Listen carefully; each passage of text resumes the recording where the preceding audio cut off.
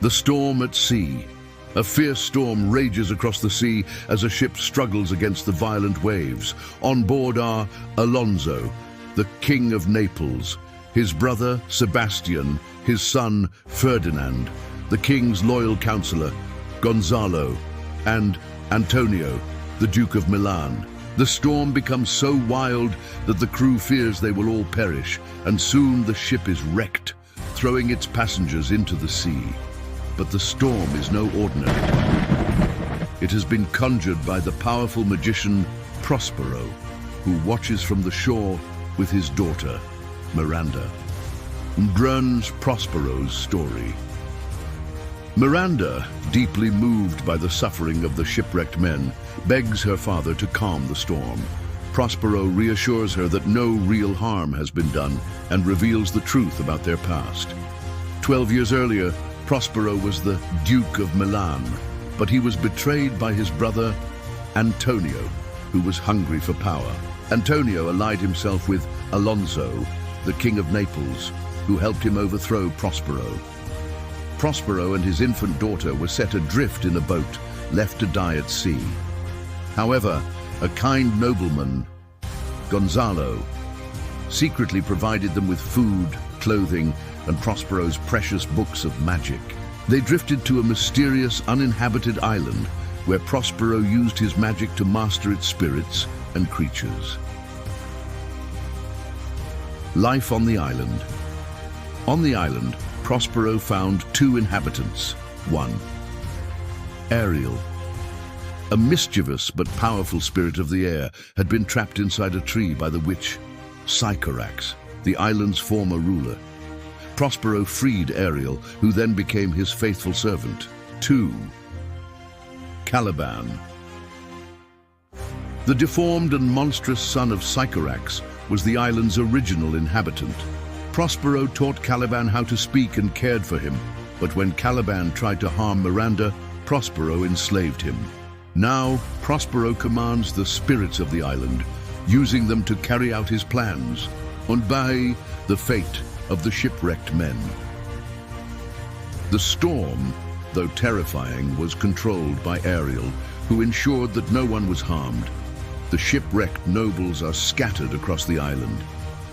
Ferdinand, the Prince of Naples, is separated from the others and believes his father has drowned. Alonso, Antonio, Sebastian, and Gonzalo land together on another part of the island. Trinculo and Stefano, a jester and a drunken butler, also survive and soon encounter Caliban. Ferdinand and Miranda es love. Ariel leads Ferdinand toward Prospero's cave. When Miranda sees him, she is amazed. She has never seen any man other than her father and Caliban. She finds Ferdinand noble and handsome. Likewise, Ferdinand is captivated by Miranda's beauty and innocence. Prospero, secretly pleased, decides to test Ferdinand's love. He pretends to see him as a spy and sets him to hard labor, forcing him to carry heavy logs. Miranda pities him and offers to help, but Ferdinand refuses to let her work. Their love grows, and soon they vow to marry. Antonio and Sebastian's betrayal. Meanwhile, Alonso mourns the loss of his son, believing Ferdinand drowned. But Antonio and Sebastian plot treachery. Antonio whispers to Sebastian that Alonso is weak with grief, making this the perfect moment to kill him and seize the throne of Naples. Just as they are about to strike, Ariel intervenes, waking Gonzalo, who prevents the murder. Caliban's rebellion. Elsewhere on the island, Caliban meets Trinculo and Stefano, 2 drunken survivors. Seeing Stefano with a bottle of wine, Caliban believes he is a god. He swears loyalty to Stefano and convinces them to join his plot to kill Prospero. The foolish trio stumbles toward Prospero's cave, but Ariel, overhearing their plan, plays tricks on them. He leads them into a swamp, causing them to become covered in filth, then lures them into a trap with fine clothing as bait. When they try to steal the garments, spirits in the form of dogs chase them away. The mask and Prospero's triumph. Meanwhile, Prospero rewards Ferdinand for his patience and true love for Miranda. He blesses their union with a magical performance, a masque where spirits dance and sing, celebrating their love and the promise of a joyful future. But Prospero soon remembers the threats against him, Antonio's treachery and Caliban's rebellion. He swiftly takes action.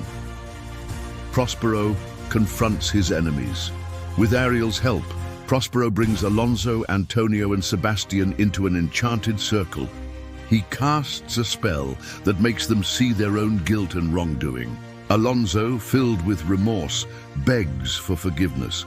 Antonio, though silent, knows he has been defeated. At last, Prospero reveals himself, no longer as a sorcerer, but as the rightful Duke of Milan. He forgives Alonso and Antonio, though he warns his brother never to betray him again. To Alonso's great joy, Ferdinand appears. Alive and well, reunited with Miranda, the king is overjoyed at their love and promises to bless their marriage. Prospero's final acts.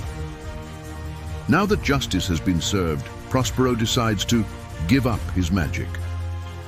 He frees Ariel from service, telling the spirit to enjoy his freedom. He also pardons Caliban, who, ashamed of his foolishness, vows to serve Prospero honestly. With peace restored, Prospero invites everyone to return to Naples for Ferdinand and Miranda's wedding. Before leaving, he breaks his magic staff and drowns his spellbook, renouncing his powers forever. Epilogue: Prospero's farewell. Before leaving the island, Prospero delivers a final soliloquy, asking for the audience's forgiveness and blessing.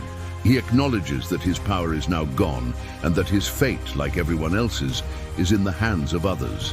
As they set sail for Naples, Prospero returns to his rightful place as Duke of Milan, having achieved both justice and peace. Themes and meaning. The Tempest is a story about betrayal, forgiveness, power, and transformation. Prospero, once a victim of treachery, learns that true strength lies not in revenge, but in forgiveness and redemption. By releasing his magical control, he finds peace and restores order.